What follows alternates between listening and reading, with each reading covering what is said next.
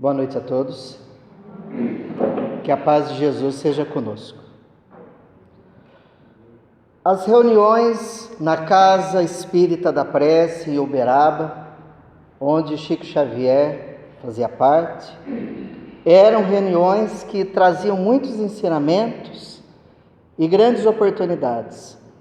E as reuniões, elas varavam a madrugada, terminavam 2, 3 horas da manhã, e aquelas filas infindáveis de pessoas buscando auxílio, consolo, uma orientação, ou buscando só cumprimentar o médium, abraçá-lo, sentir a sua aura, sua energia, porque esses espíritos raros que aparecem de vez em quando na face da terra, eles não precisam falar nada para transformar a nossa vida, basta sua presença, já transforma o nosso dia, porque eles emitem um magnetismo pessoal que é formidável.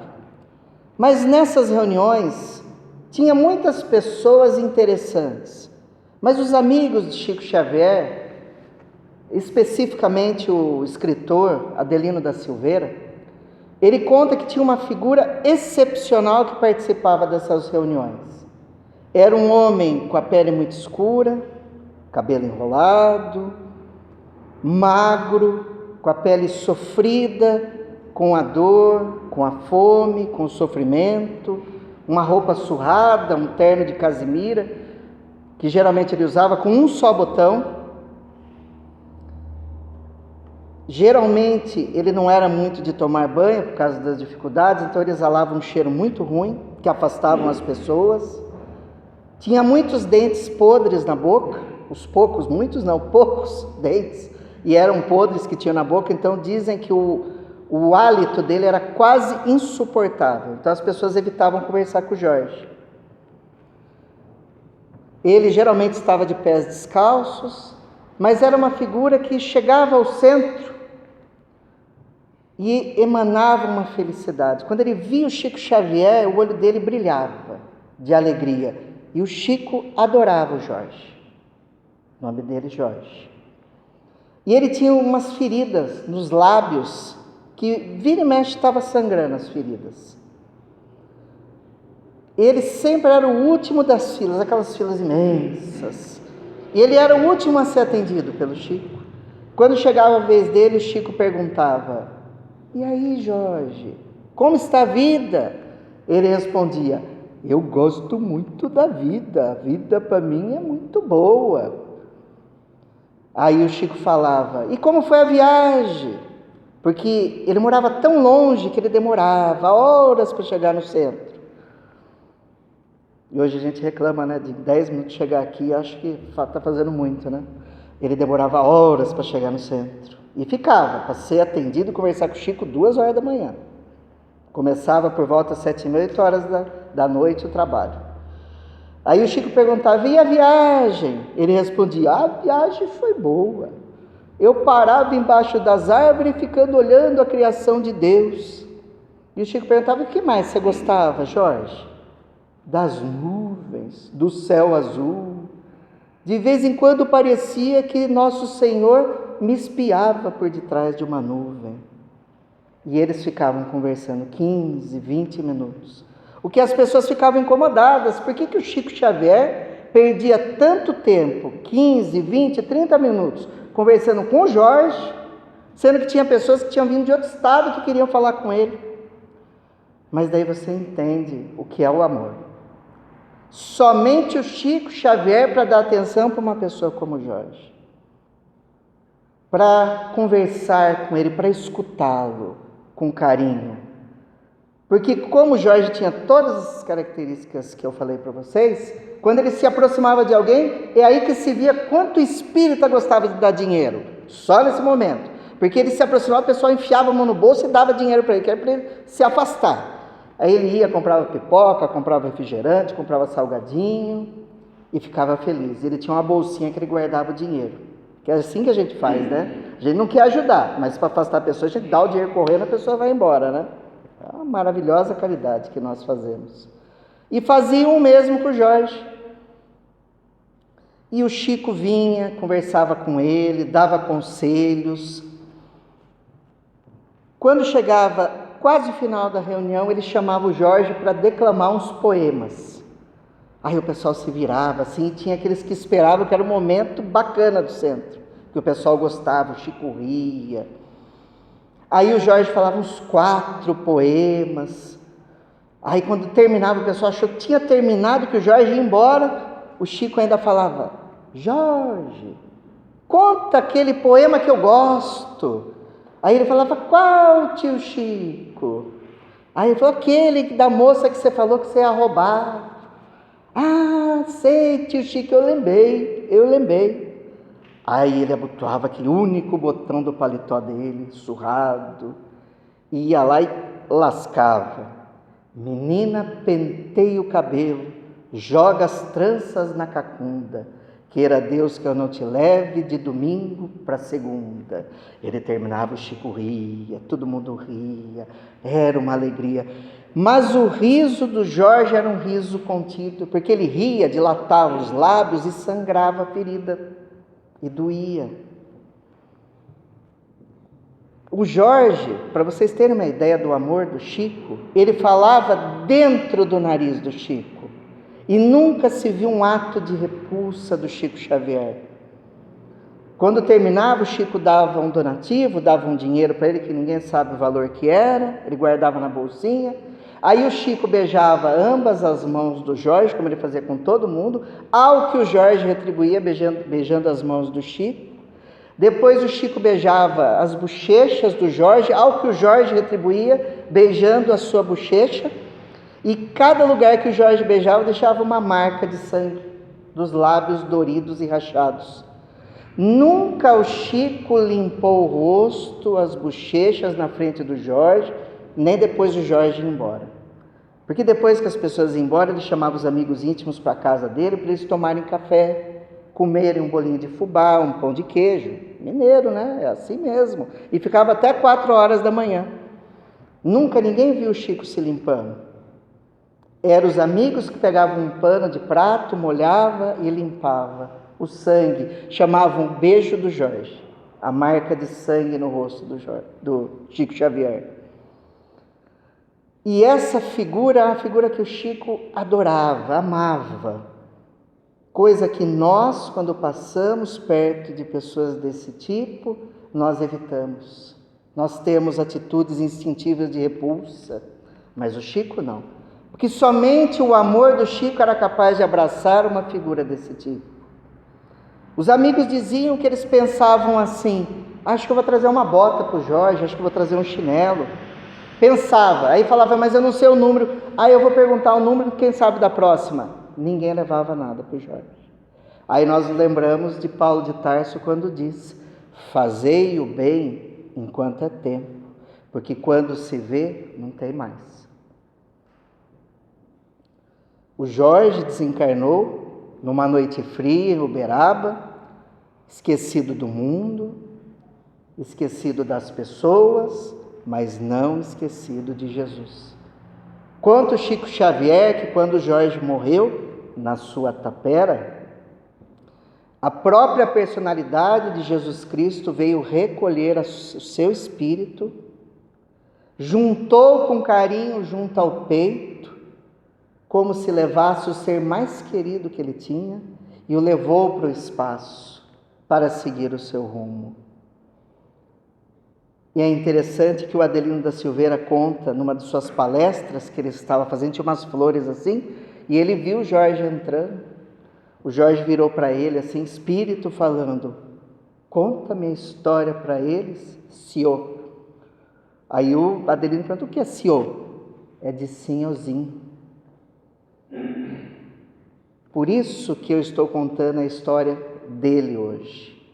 Porque quantos Jorges nós temos pela vida, esperando o nosso carinho, esperando o nosso amor. Cada rua que andamos, cada centro que visitamos, cada lugar que passamos. Mas nós precisamos de mais Chicos para mais Jorges. Nós precisamos de mais amor nas nossas relações. mesmo nesse período tão difícil da pandemia, é onde se vê mais dificuldades, porque nós estamos distanciados, mas não isolados. Não tem necessidade do isolamento, mas sim do distanciamento. O vírus não pega no ar, pega no contato da saliva do próximo, por isso o distanciamento de 1,5 metro e 2. Mas nós temos as redes sociais, quanta gente reclamando que os centros estão fechados, que as igrejas estão fechadas, que templos estão fechados. Podem estar, mas estão fazendo trabalhos online, onde não abriu.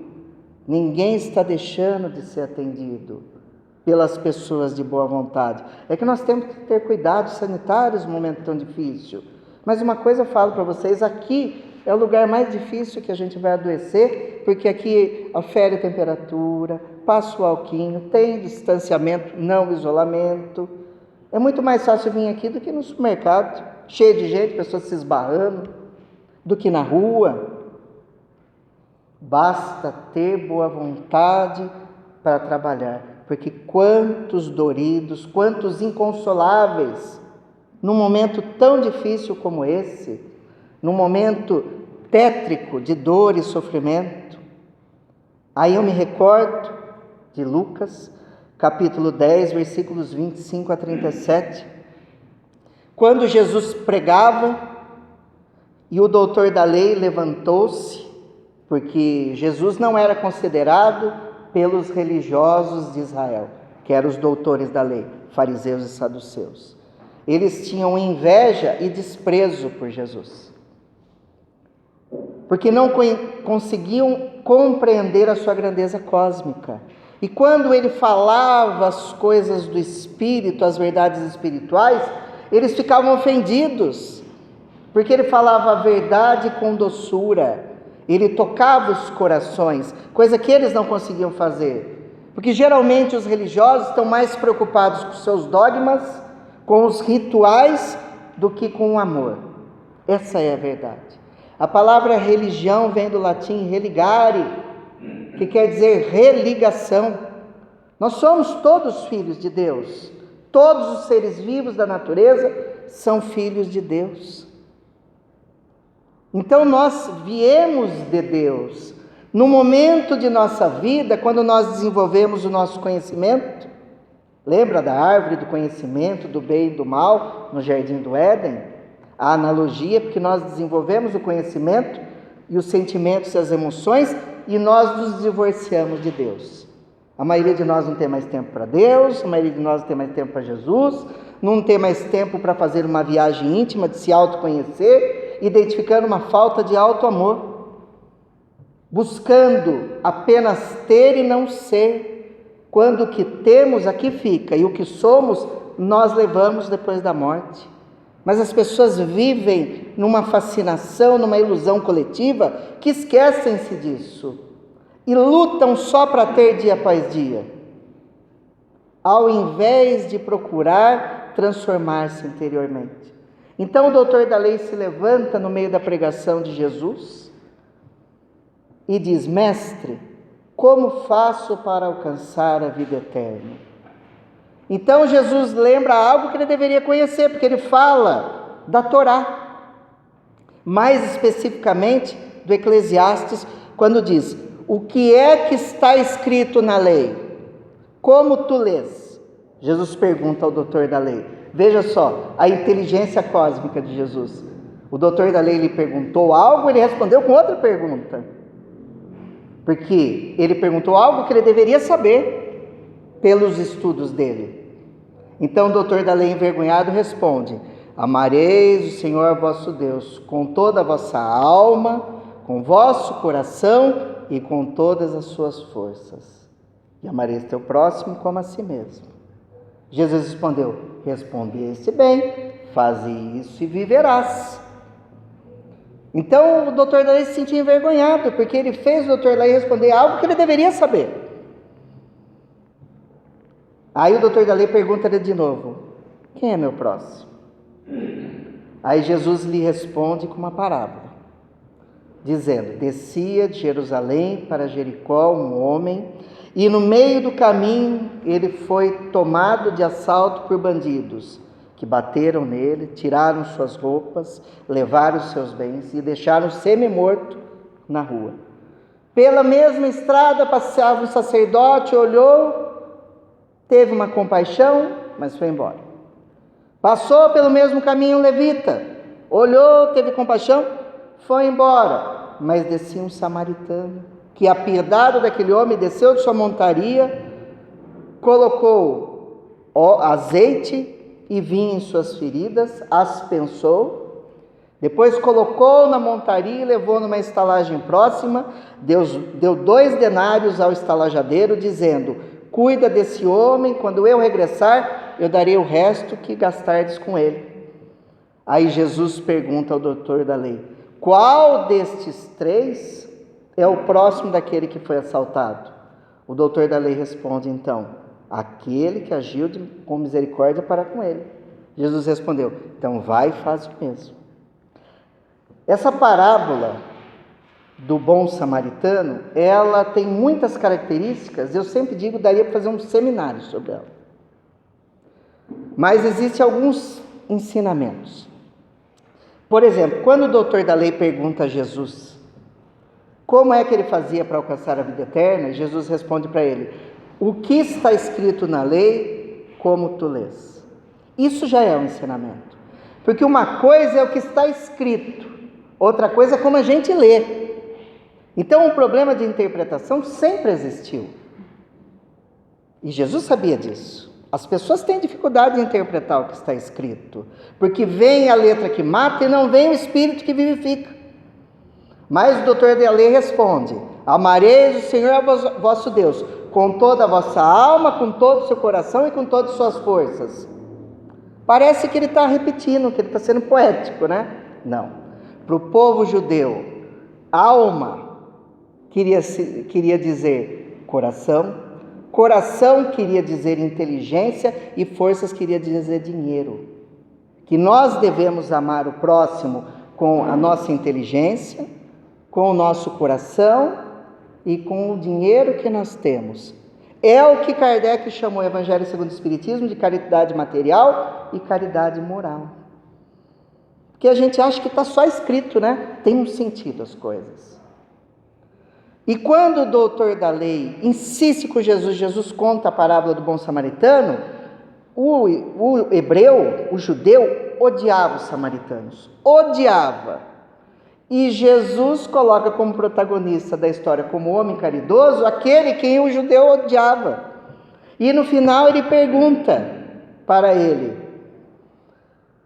qual dos 3 era o próximo daquele que foi assaltado? E ele não falou o samaritano, ele falou aquele que agiu de misericórdia. Então vai e faz o mesmo.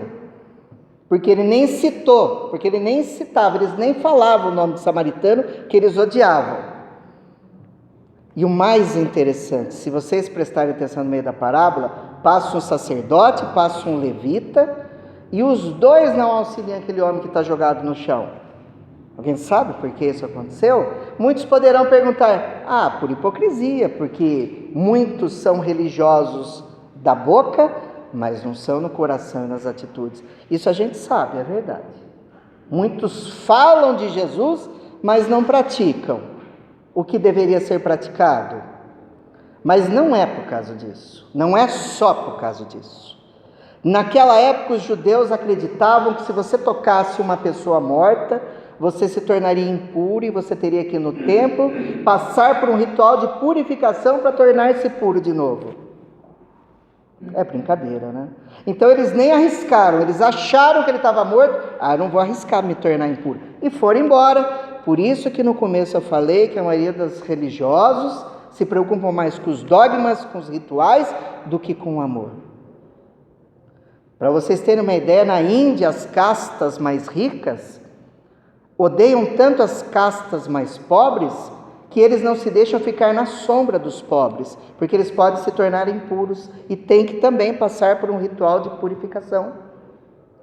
As procissões que nós vemos que a Igreja Católica realiza para homenagear os santos, isso é advindo do Império Romano.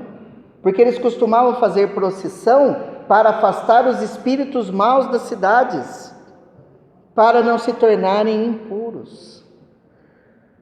E muita gente faz, nem sabe por que faz. As pessoas deixam o amor de lado e a caridade e se preocupam mais com que roupa eu vou, que prática que eu vou ter, se eu vou ajoelhado, se eu vou de pé, se eu faço assim, se eu faço assado, se eu uso ou não uso chapéu, e assim por diante. Para amar não precisa nada disso, basta ser. É por isso que Paulo de Tarso, no capítulo 15 do Evangelho segundo o Espiritismo, ele diz: fora da caridade não há salvação. Que passa a ser o lema do Espiritismo: fora da caridade não há salvação. E Paulo entendia muito bem, porque quando ele mandou a sua carta para Coríntios, ele dizia: ainda que eu falasse a língua dos anjos e dos homens, sem o amor ou a caridade eu nada seria. Porque a caridade é paciente, é doce e é benfazeja. Imaginemos eu fazer a caridade sem paciência. Eu quero fazer a caridade, mas a pessoa me irrita, ou a pessoa não quer fazer como eu quero, e eu fico irritado. Já deixou de ser caridade. Porque a pessoa não muda, porque a pessoa é ingrata, e quantos falam: eu não vou fazer mais porque a pessoa não muda, eu não vou falar mais porque ninguém me escuta, eu não vou mais porque só tem briga. E cadê a paciência? A caridade é paciente. Ela é doce. Tem pessoas que querem fazer a caridade mediante grosseria. Querem enfiar a goela abaixo aquilo que ele acha que é o bom e útil para a pessoa. Quer levar um mantimento e a pessoa tem que agradecer e receber. Quer fazer outra coisa e tem que ser daquele jeito. Não é assim que funciona. A caridade tem que ser doce. E acima de tudo, benfazeja, porque tem pessoas que a fazem para receber benefícios, para se mostrarem, para aparecerem, para receberem dinheiro, para receberem posses, para conseguirem poder. Aí não é benevolente.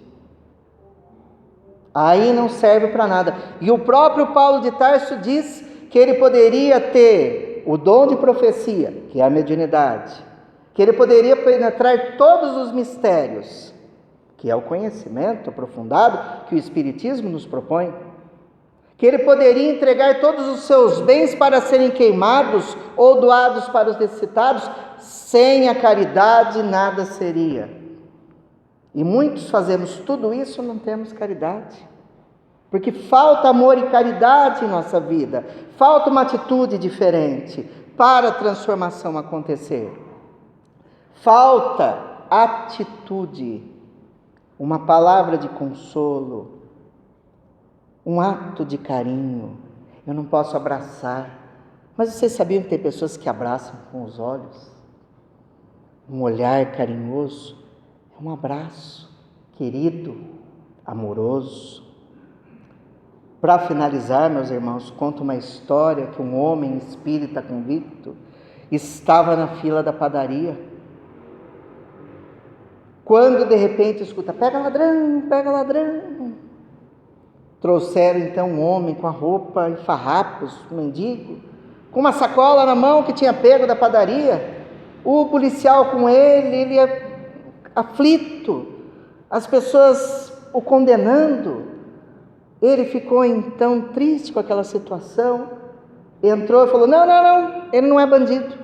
O policial olhou: não, dono da padaria, não, é que eu pedi para ele vir pegar uma encomenda. Ele se enganou, tirou da mão dele, entregou para o dono da padaria, pegou o braço dele e falou: vamos embora. Todo mundo ficou boquiaberto e falou: teve um engano, e foram embora. Esse era o Deodato, o espírita convicto. Passado 2 quarteirões, ele parou na esquina e falou: viu, eu menti para te ajudar, mas por que você fez isso? Você não sabe que não pode fazer? Aí o homem colocou o rosto nas mãos e começou a chorar, dizendo: eu tenho uma esposa doente, 6 filhinhos para cuidar e não tinha que comer. Ontem eles já não comeram e hoje eles não vão comer de novo. Eu não tenho o que fazer, não tem emprego, ninguém ajuda, como que eu vou fazer? Aí ele falou: mas eu não vou te condenar. Pegou, tirou um dinheiro, deu para ele e falou: vá comprar comida. E eu ainda essa semana vou visitá-lo para ver se você precisa de mais alguma coisa. Qual é o seu nome? Meu nome é Natal. Passou uma semana, ele foi procurar na favela, a casa do Natal, demorou, ele achou. Chegou lá, o Natal não estava a esposa, os 6 filhinhos. Ela falou assim, o Natal saiu para procurar uma mão amiga que ajudasse a comprar remédio para mim, que eu estou muito doente. Aí ele falou, não, eu vou ajudar. Ele foi, correu, comprou remédio, comprou mais mantimento, levou, não encontrou com o Natal, falou, deixa um abraço para o Natal, e o que precisar eu estou à disposição. E ele, costumeiramente, passou a ajudar o Natal em suas dificuldades, até que ele precisou viajar a negócio, ele ia ficar 6 meses fora. Deixou amigos avisados que se eles precisassem, os amigos iriam auxiliar, e viajou. Ao término desses 6 meses, ele precisou voltar urgentemente para sua casa, para sua empresa, porque tinha um assunto rápido para resolver e não tinha avião. Ele não conseguia voo. Até que o amigo conseguiu um encaixe num voo, uma desistência, precisava levar um documento, ele chegou correndo no aeroporto, aquele monte de gente no aeroporto, ele foi correndo encontrar com o amigo, quando alguém o abraçou no meio do caminho, agarrou. Ele olhou, era o Natal. Com a roupa simples, mas limpa. Foi aqui o Natal? Pois não, Natal. Não, eu queria te agradecer pelo que você fez para mim. Não, mas eu estou ocupado. Não, mas só escute 5 minutos, porque você me ajudou minha família, ajudou minha esposa. Pegou o braço dele, agarrou, tirou do ângulo do amigo, e ele apressado, e o Natal não ia embora. Ele falou, tá bom, vou escutar, né? Ficou escutando, vamos falar. E o Natal falou, abraçou ele, agradeceu, e ele com desprezo, porque ele estava com pressa, porque ele precisava ir embora, pegar o avião. Quando ele conseguiu se desvencilhar do Natal, ele foi na direção, o amigo já tinha ido embora, o avião já tinha ido embora. Ele falou, puxa, perdi o avião. Esperou, só no outro dia teve outro voo. Aí ele falou assim, vou procurar o Natal para conversar com ele, né, para dar mais atenção, que eu fui rude com ele. Não achou mais o amigo. No outro dia que ele foi pegar o avião para ir para casa, ele descobriu que aquele avião que ele deixou de tomar tinha caído e todo mundo tinha morrido. Ele falou, nossa, a hora que eu chegar em casa, eu preciso agradecer ao Natal por ter me salvo. Chegou na cidade, fez suas coisas, foi até a casa do Natal conversar com ele. Quando chegou lá, só estava a esposa e os filhinhos, ele contou a história, quero agradecer ao Natal. A esposa falou assim, muito estranho. Ele falou, por quê? Porque o Natal morreu há 2 meses. 2 meses já estava morto o Natal. Ele veio do mundo dos espíritos segurar o amigo para que o amigo não pegasse o avião e não morresse. Porque ele foi auxiliado, ele retribuiu o auxílio. Porque a caridade é paciente, ela é doce, ela é benfazeja.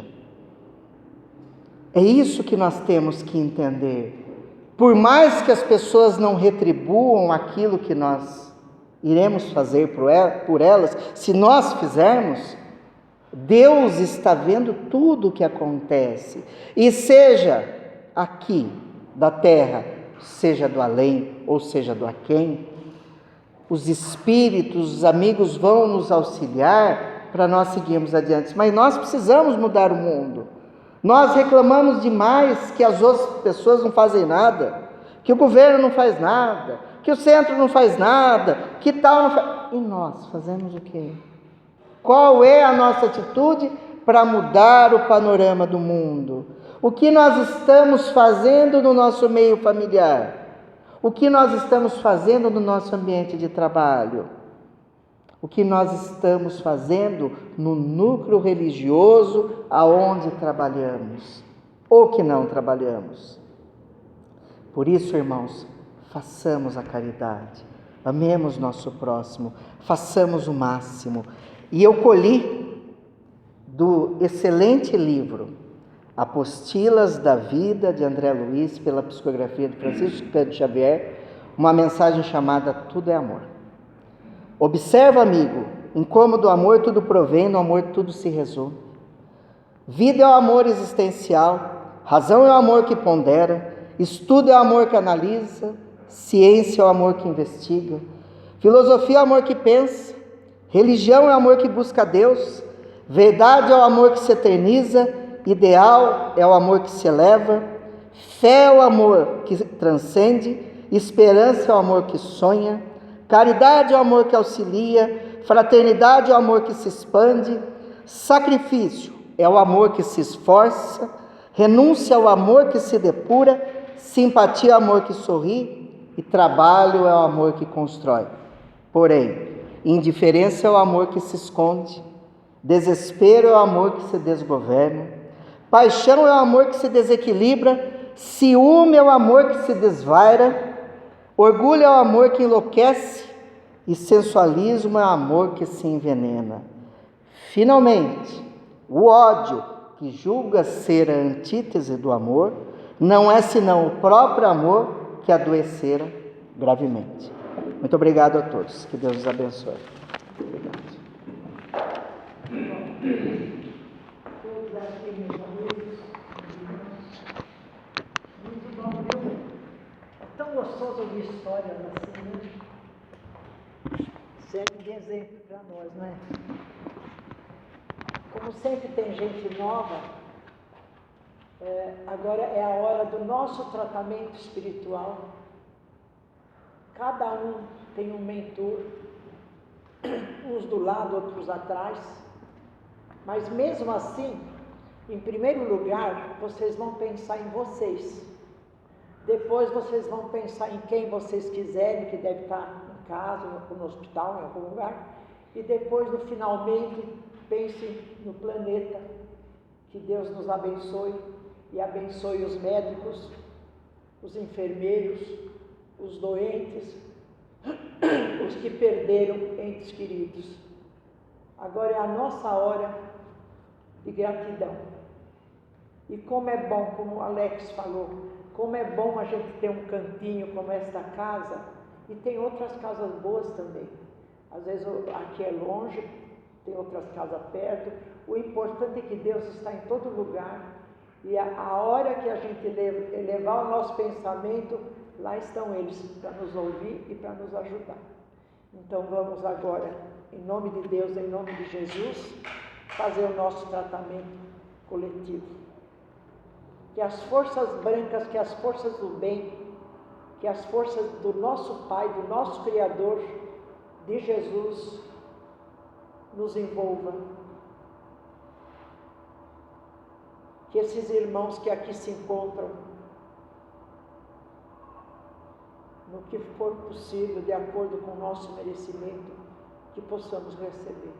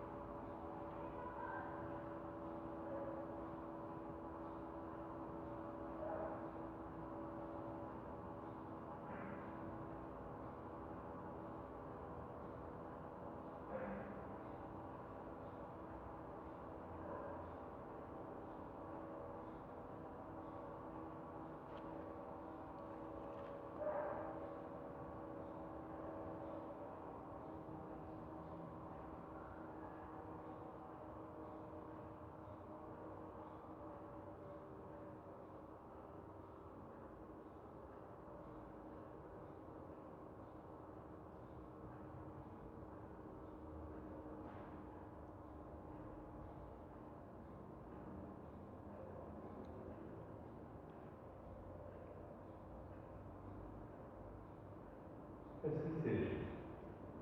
Graças a Deus, graças a Jesus. Obrigada.